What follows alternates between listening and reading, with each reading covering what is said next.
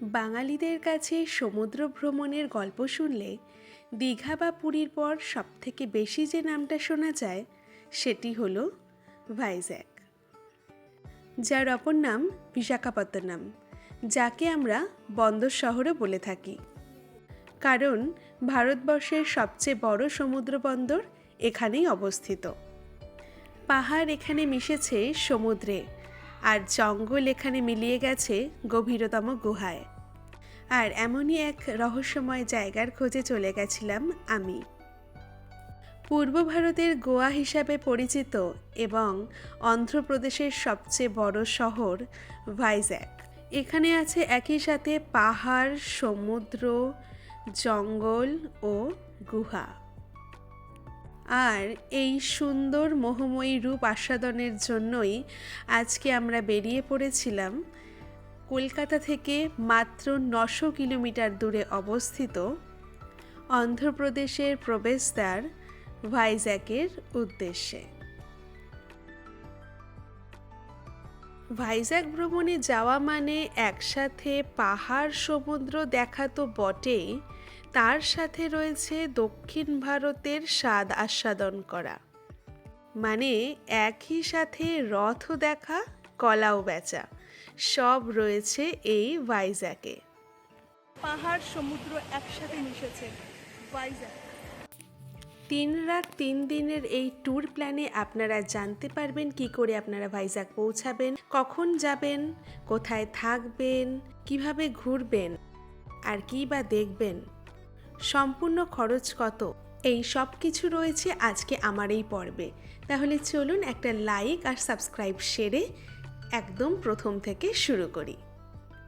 Friends, welcome to পিউস world. আরেকটা নতুন ব্লগে তোমাদের সবাইকে জানাই স্বাগত। আজকে আমার এই ব্লগে থাকছে আরেকটা নতুন খুব সুন্দর বাঙালির প্রিয় জায়গা ভাইজ্যাক। এতক্ষণে থাম্বনেল দেখে তোমরা বুঝতেই পেরে গেছো। তো পুরো ভাইজ্যাকের সম্পূর্ণ ডিটেলস, কোথায় থাকছো, কিভাবে ঘুরবে, কোথায় কোথায় যাবে, সমস্ত থাকছে আমার আজকের এই পর্বে। স্কিপ না করে প্রথম থেকে শেষ অবধি দেখো, কারণ আমি A to Z সমস্ত কিছু এই একটা পর্বের মধ্যে বলে দেবো। তাহলে দেখা হচ্ছে স্টেশনে। সকাল 10:20 রানাঘাট লোকাল ধরে আমরা পায়রাডাঙ্গা স্টেশন থেকে চলে গেলাম শিয়ালদার উদ্দেশ্যে। এখন বাজে 12:30 মতন। আমরা পৌঁছে গেছি শিয়ালদা স্টেশনে 4 নম্বর প্ল্যাটফর্মে। বাজে 12:34। শিয়ালদা স্টেশনে আমরা পৌঁছে গেছি। আমরা এখান থেকে হাওড়া যাব শিয়ালদা মেট্রোতে করে। তাহলে চলো মেট্রো স্টেশনে গিয়ে দেখা হচ্ছে। 12:46 বাজে আমরা চলে যাচ্ছি শিয়ালদা মেট্রোতে। এটা হচ্ছে শিয়ালদা মেন লাইন। ঠিক 9 নম্বর প্ল্যাটফর্মের অপোজিটে সাবওয়ে দিয়ে চলে যেতে হবে শিয়ালদা মেট্রো লাইনে। আমরা চলে এসেছি শিয়ালদা মেট্রো স্টেশনে। এই যে পেছন দিক দিয়ে হাওড়ার মেট্রো বেরিয়ে গেল। এটাই ভীষণ ভিড় ছিল, তাই উঠতে পারিনি। নেক্সট যেটা আসবে সেটাতে আমরা উঠব। এবার দেখা হবে হাওড়া থেকে। এক্ষেত্রে বলে থাকি, তোমরা কিন্তু শিয়ালদা থেকে হাওড়া যাওয়ার জন্য ট্যাক্সিও করে নিতে পারো, তবে মেট্রোটা বেস্ট অপশন। আমরা হাওড়া স্টেশনে পৌঁছে গেছি। হাওড়া 21 নম্বর প্ল্যাটফর্মে আমাদের ট্রেন দিয়ে দিয়েছে। আজকে আমরা যাব 12841 করমণ্ডল এক্সপ্রেসে। 3:10 নাগাদ এই ট্রেন হাওড়া থেকে ছাড়বে। এখন বাজে 2:33। এই যে পেছনে হাওড়া করমণ্ডল এক্সপ্রেস ঢুকে গেছে। করমণ্ডলে আমরা উঠে পড়েছি। এই যে আমাদের সিট, দুষ্টু মিষ্টু বসে পড়েছে। হ্যালো। 3:11 বাজে হাওড়া স্টেশন থেকে কিন্তু করমণ্ডল এক্সপ্রেস রওনা দিয়ে দিল বিশাখাপত্তনমের উদ্দেশ্যে। কলকাতা থেকে 900 কিলোমিটার দূরে আমরা আজকে যাচ্ছি। 13 ঘন্টা 10 মিনিট লাগবে আমাদের পৌঁছাতে। হাওড়ার পর প্রথম স্টপেজ সাঁতরাগাছি জাংশন, তারপর খড়গপুর জাংশন, বালেশ্বর, ভদ্রক, জাজপুর, কটক, ভুবনেশ্বর, খুর্দা, তারপর বারহামপুর, তারপরে কিন্তু বিশাখাপত্তনম জংশন সকাল 4:20-তে ঢুকবে। হঠাৎ করে জানলা দিয়ে তাকিয়ে দেখি অসংখ্য ফুলের সমারোহ। তখনই মনে পড়লো আমরা কিন্তু এখন খিরাইয়ের ওপর দিয়ে যাচ্ছি। ট্রেন থেকে এক ঝলকে খিরাইটা দেখে নিলাম। এখন বাজে বিকাল 5:32। খড়গপুর স্টেশন ছাড়ল করমণ্ডল এক্সপ্রেস। একটু তাড়াতাড়ি ট্রেনে ডিনারটা সেরে আমরা কিন্তু শুয়ে পড়লাম। এখন দেখাচ্ছে 4:07 নাগাদ বিশাখাপত্তনমে ট্রেনটা ঢুকবে, মানে টাইমের কিন্তু অনেকটাই আগে, মাত্র 2 কিলোমিটার দূরে রয়েছে ট্রেন। ভোর 4:27 বিশাখাপত্তনমে ট্রেন কিন্তু ঢুকে গেছে।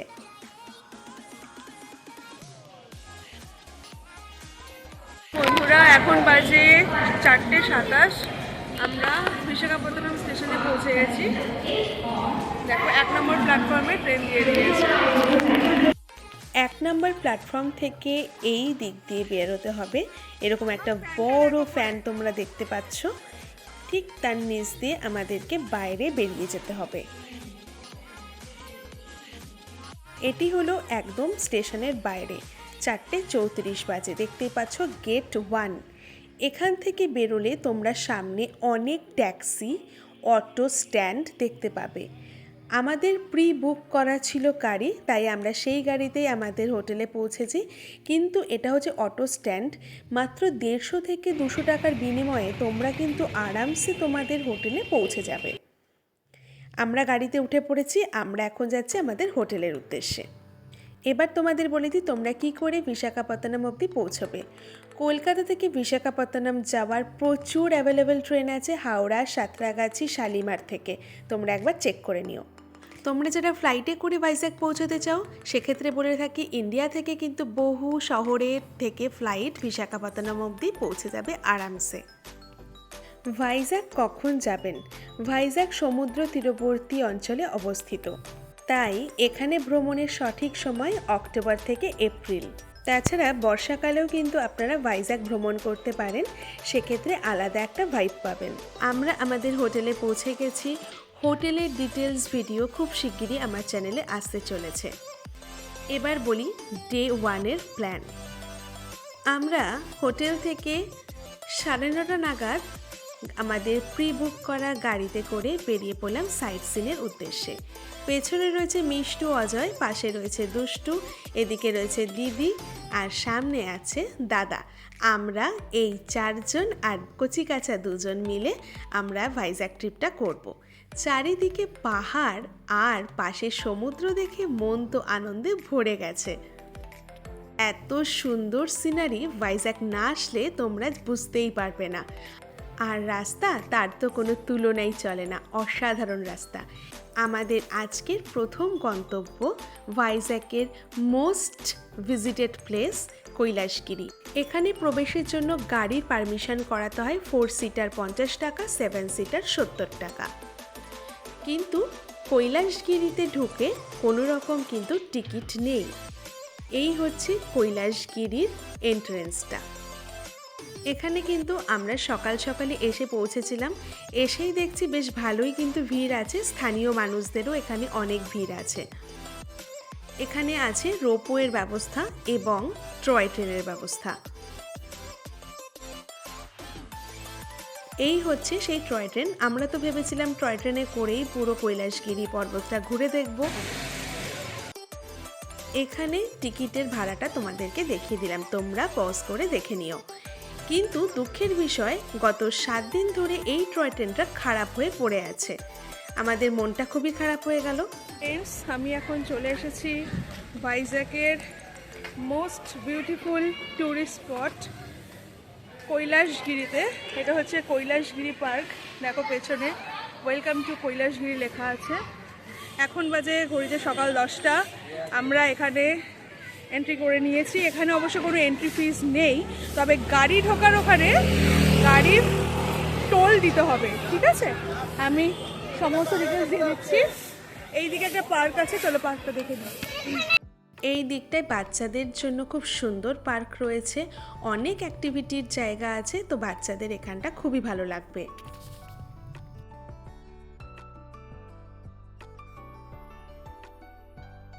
এরপর আমরা পার্কের ভেতরে ঢুকে গেছিলাম। এই পার্কের মেন আকর্ষণ হচ্ছে শিব পার্বতীর বিশাল বড় মূর্তিটা। এই হচ্ছে সেই মূর্তি, যা দেখে মন পবিত্র কিন্তু হয়ে উঠবেই।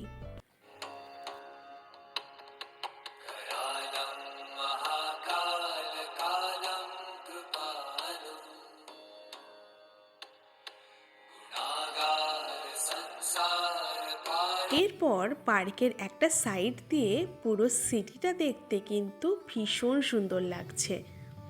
এখানে আছে স্কাই সাইকেলিংয়ের ব্যবস্থা। এটা কিন্তু কৈলাসগিরির একটা ভিউ পয়েন্ট। এখান থেকে ভিউটা নিতে ভুলবে না।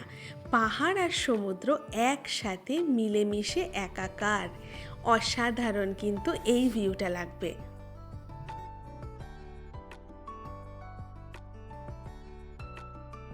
নিচ দিয়ে চলে গেছে টয় ট্রেনের লাইন। আর কৈলাসগিরি ঢুকতেই ডান সাইডে পড়বে গ্লাস ব্রিজ, কিন্তু গ্লাস ব্রিজে আমরা সেদিনকে উঠিনি।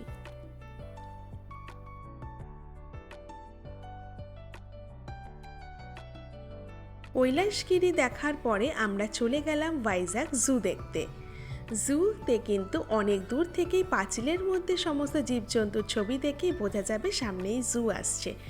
এখানে অ্যানিম্যাল অ্যাডপ্টেশনের কিন্তু ব্যবস্থা রয়েছে। আর এখান থেকে আমরা টিকিট কেটে ঢুকে পড়লাম জুতে। জুতে ঢুকে আগে পুরো ম্যাপটা দেখে নিলাম, তারপরে আমরা একটা গাড়ি ভাড়া করলাম। গাড়ি ভাড়া করে পুরো জুটা খুব ভালো করে ঘুরে নিলাম। খুব শীঘ্রই জুয়ের ডিটেলস ভিডিও আসতে চলেছে আমার চ্যানেলে। জু দেখার পরে আমরা চলে গেছিলাম রামানাইডু ফিল্ম স্টুডিওতে। এখান থেকেও আমরা টিকিট কেটে ঢুকে পড়লাম ফিল্ম স্টুডিওতে। এইখানটা দেখার কিন্তু আমার খুব ইচ্ছা ছিল। এখান থেকেও কিন্তু সমুদ্র অ্যাজ ইউজুয়াল ভীষণ সুন্দর লাগছে। এখানে সব কিছুই কিন্তু ফলস। এখানে আপাতত কোনো শুটিং হচ্ছে না, তবে এখানে শর্ট ফিল্ম কিন্তু এখনও হয়, আর বহু সিনেমার শুটিং এই জায়গায় হয়েছে, তাই এই জায়গাটা ঘুরে দেখতে খুব ভালো লাগবে। ফ্রেন্ডস, আমরা এখন আছি রামানাইডু ফিল্ম সিটিতে। দেখতে পাচ্ছ পেছনে আমার রয়েছে ফলস মেডিকেল শপ। এটা হচ্ছে মেন এন্ট্রেন্সটা। আমি তোমাদেরকে এবার পুরো ফিল্ম সিটিটা ঘুরে দেখাবো।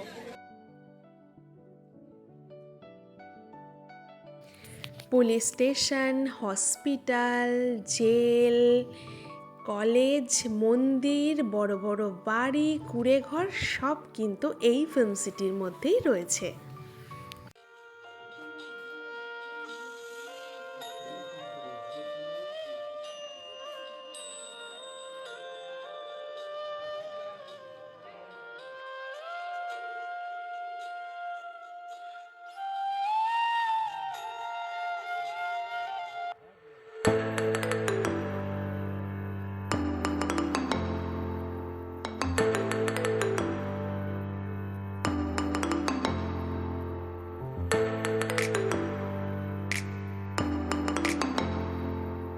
এরপর এই ফিল্ম সিটির মধ্যেই রয়েছে 90 দশকের সমস্ত ব্যবহৃত সিনেমার লাইট, ক্যামেরার সব যন্ত্রপাতি। এটি একটি মিউজিয়াম করে রাখা রয়েছে। আমরা মিউজিয়ামটা দেখে চলে গেলাম থোটলাকুন্ডাতে। থোটলাকুন্ডা হচ্ছে একটা বুদ্ধিস্ট মনেস্ট্রি। এখানে রয়েছে শান্তি স্তূপ। ঐতিহাসিকবিদদের কাছে এবং ইতিহাসের স্টুডেন্টদের কাছে এই জায়গাটা কিন্তু খুবই ভালো লাগবে। এই জায়গাটা আমরা একটু ঘুরে দেখে নিলাম।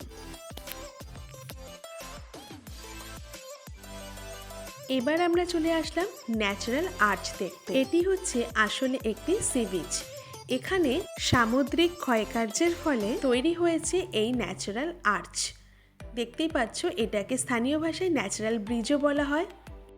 বন্ধুরা, আমি এখন আছি ভাইজ্যাকের ন্যাচারাল ব্রিজের সামনে। দেখো আমার পেছনে রয়েছে ন্যাচারাল ব্রিজ। দেখতে পাচ্ছ, এটাকে বাংলায় বলে খিলান, সামুদ্রিক খিলান। ভীষণ সুন্দর। নিচে দেখো জল আসছে, জোয়ার চলছে এখন। সবাই এখানে ফটোশ্যুট করছে। এখানে ফটোশ্যুটের জন্য চান্স পাওয়াটা খুব টাফ। খুব সুন্দর এখানে সব স্ট্রাকচার তৈরি হয়েছে। এই বীচটা ছেড়ে আমার যেতে ইচ্ছা করছিল না। এটা দেখার পরে আমরা চলে গেছিলাম ঋষিকোন্ডা বীচ দেখতে। এটি কিন্তু ভাইজ্যাকের ভীষণ পপুলার একটি বীচ, কারণ কেবলমাত্র এই বীচেই কিন্তু ভাইজ্যাকে স্নান করতে দেওয়া হয়। যদিও অন্যান্য বীচেও মানুষরা স্নান করে, কিন্তু এই বীচে স্নান করতে কোনো রিস্ক নেই। এরপর আমরা চলে গেছিলাম টিটিডি টেম্পল দেখতে। এটি ঋষিকোন্ডা বীচের ধারেই অবস্থিত। ভেঙ্কটেশ্বরা স্বামী টেম্পল নামেও এটি পরিচিত। সমস্ত জুতো খুলে এই মন্দিরে প্রবেশ করতে হয়েছিল আমাদের। এই মন্দিরে ঢুকলেই তোমরা সাউথের টেম্পলের পুরো ভাইবসটা পেয়ে যাবে।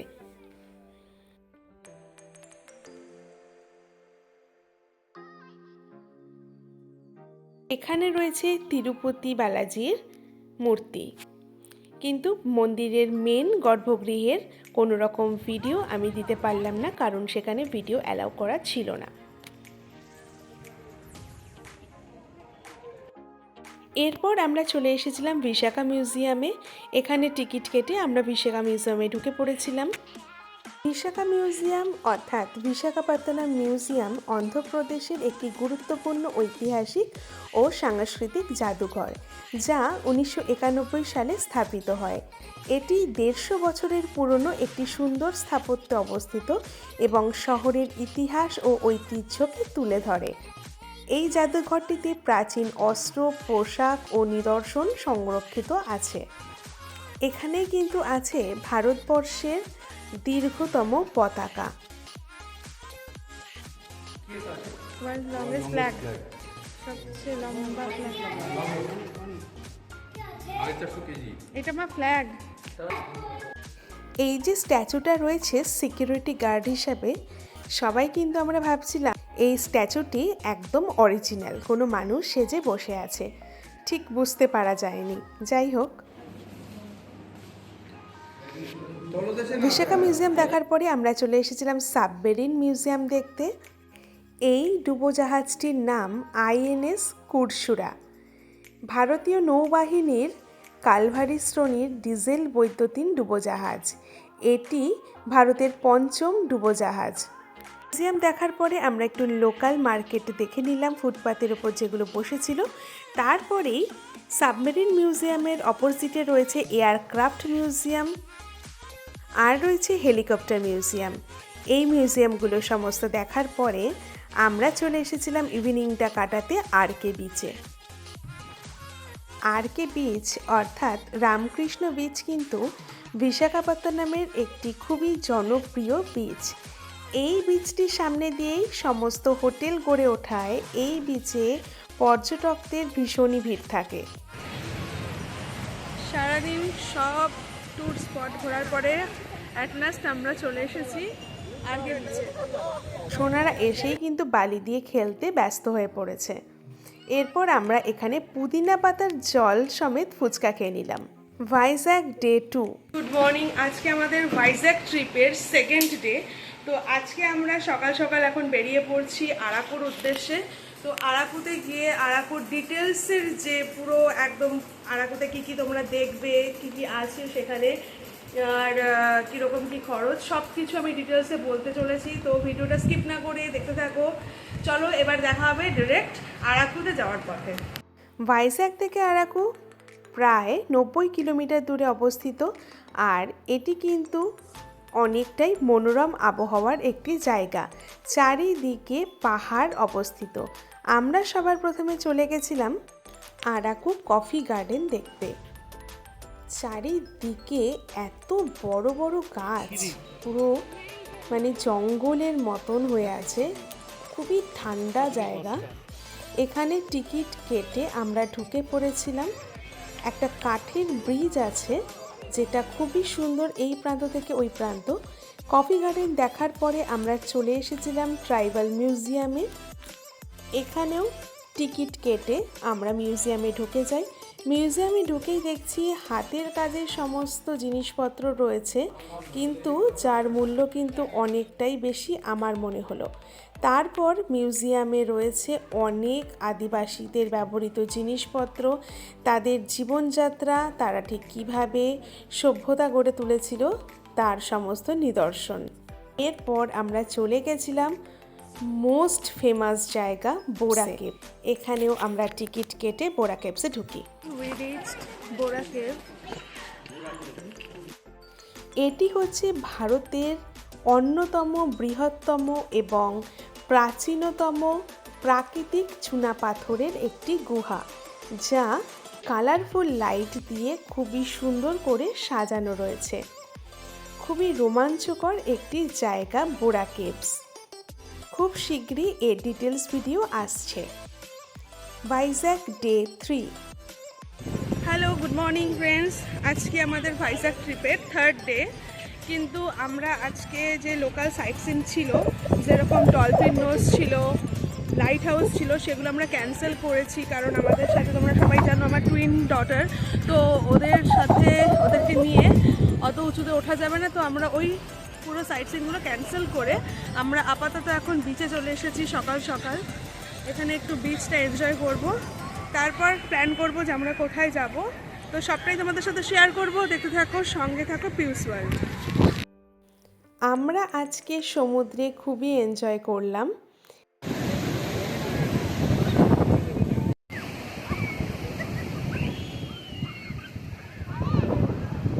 আমরা স্নান টান করে রুমে এসে ফ্রেশ হয়ে নিয়েছি। ফ্রেশ হয়ে নিয়ে এখন বাজে এই 11:30 মতন। আমরা এখন বেরোচ্ছি। এই লোকাল কিছু সাইট সিন আছে, যেমন একদম সামনেই একটা মন্দির আছে, এপাশে কালী মন্দির আছে, সব পাশাপাশি। আর একটু বিচে যাব, আর এখানে একটা হস্তশিল্প মেলা হচ্ছে, সেখানে যাব। দেখতে থাকো। এই হচ্ছে সেই হস্তশিল্পের মেলা, যেখানে এসে আমরা কিন্তু বেশ কিছু কেনাকাটা করে নিয়েছিলাম। কিন্তু অনেক জিনিস খুব পছন্দ হয়েছিল, যেগুলো ক্যারি করা খুবই মুশকিল, তাই আনতে পারিনি। ট্রেনে নিয়ে যাওয়া যাবে না গো, এত সুন্দর জিনিস ভেঙে যাবে। হ্যালো ফ্রেন্ডস, আজকে ভাইজ্যাক ট্যুরের আমাদের লাস্ট ইভিনিং। তো আমরা দেখো আমাদের রিসর্ট থেকে বেরিয়ে গেছি। বেরিয়ে সামনেই রামকৃষ্ণ মিশন, সেখানে যাচ্ছি। রামকৃষ্ণ মিশনে মনে হচ্ছে একটা প্রোগ্রাম চলছে। চলো তোমাদেরকে রামকৃষ্ণ মিশন একদম সামনে ট্যুরিস্ট স্পটটাই দেখিয়ে দিই। রামকৃষ্ণ মিশনের ঠিক অপোজিটে আমাদের হোটেল। প্রত্যেক দিনই ব্যালকনি থেকে রামকৃষ্ণ মিশন দেখেছিলাম, আজকে তোমাদেরকে সেই মিশনটা দেখাচ্ছি। ভীষণ সুন্দর, পরিষ্কার পরিচ্ছন্ন রামকৃষ্ণ মিশন যেরকম হয় আর কি। ভেতরে সবাই মেডিটেশনে ব্যস্ত। আমরা চলে এসেছি। মিশনের বাইরেই রয়েছে স্বামী বিবেকানন্দের একটা বড় মূর্তি।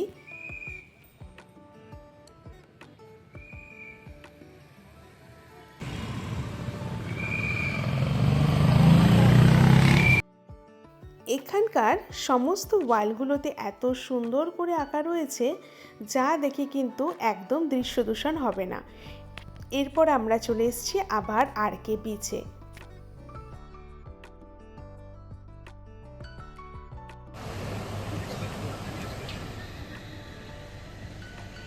আমরা আছি এখন আরকে বিচে। দেখো পেছনে এখানে একটা প্রোগ্রাম হচ্ছে। 7 বছর পর নাকি এই প্রোগ্রামটা এখানে হয়। আর এই প্রোগ্রামটা হচ্ছে সবার জন্য, কোনো রকম টিকিটের এখানে কোনো রেঞ্জ নেই, ফ্রি অফ কস্টে প্রোগ্রাম। পুরো লোকাল মানুষ, সমস্ত ট্যুরিস্টরা এখানে চলে এসেছে। 7:30 থেকে এখানে সব লাইট শো হবে। আর এখানে প্রোগ্রামটা এখনো স্টার্ট হয়নি, পিছনে প্রোগ্রাম স্টার্ট হচ্ছে। আমরা খুব লাকি যে আজকের এই দিনটা আমরা আমাদের এই ট্যুরের যে কটা দিন তার মধ্যে পেয়েছি, যে এত সুন্দর একটা শো আমরা দেখতে পাচ্ছি।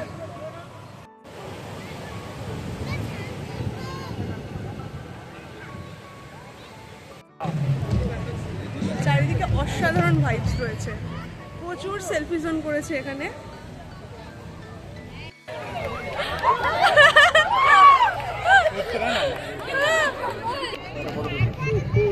ফটো তুলো।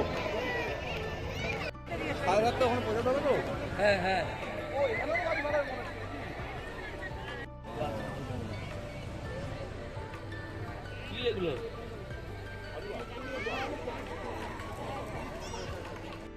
ফেস্টিভ্যালটা 24 জানুয়ারি, আজকে 24 জানুয়ারি, আজকে থেকে শুরু 31শে জানুয়ারি অবধি চলবে। এই মেলার মধ্যেই বসেছিল অনেক খাবারের স্টল। এখানে ছিল বিভিন্ন রকমের সাউথ ইন্ডিয়ান ডিশ, আর আমরা এখানে দেখে নিলাম সব মাছের দোকানগুলো। ওর মধ্যেই বাজি ফাটানো শুরু হবে, তাই আমরা এখানে বসে আছি। আমরা ওই প্রোগ্রামটা যাইনি, তার কারণ ল্যাঙ্গুয়েজ প্রবলেম, কিছুই বুঝতে পারছি না, সব তেলেগু ল্যাঙ্গুয়েজে কথা বলছে, গানও সেই ল্যাঙ্গুয়েজেই হচ্ছে, তাই চারিদিকের ভাইবসটা নিচ্ছি।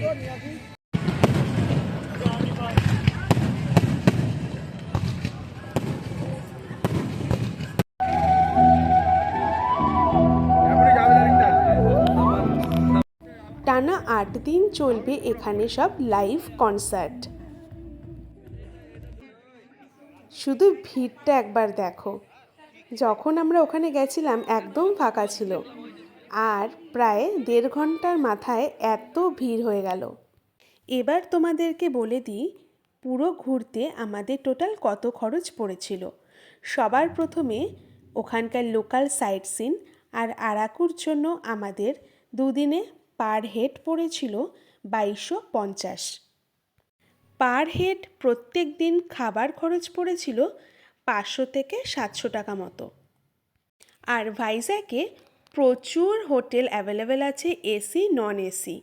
আমরা যে হোটেলে ছিলাম তার পার ডে পার হেড ভাড়া পড়েছিল 1000 টাকা মতো। এবার বলে দিই 3 দিন 3 রাতে পার হেড টোটাল কত খরচ পড়েছে।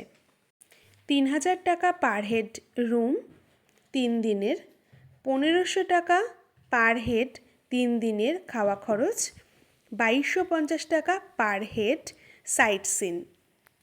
এক একজনের টোটাল খরচ পড়েছে 6750। ভাইজ্যাগের এই বাজেট ট্রিপটা তোমাদের কেমন লাগলো আমাকে কিন্তু কমেন্ট বক্সে অবশ্যই জানাবে। খুব শীঘ্রই আসতে চলেছে হোটেল, আরাকু আর ভাইজ্যাগের আলাদা আলাদা করে ডিটেলস ভিডিও। ভালো লাগলে চ্যানেলটিকে লাইক, শেয়ার, সাবস্ক্রাইব করে দিও। দেখা হবে নেক্সট আরেকটা ব্লগে। ভালো থেকো, সুস্থ থেকো, টাটা।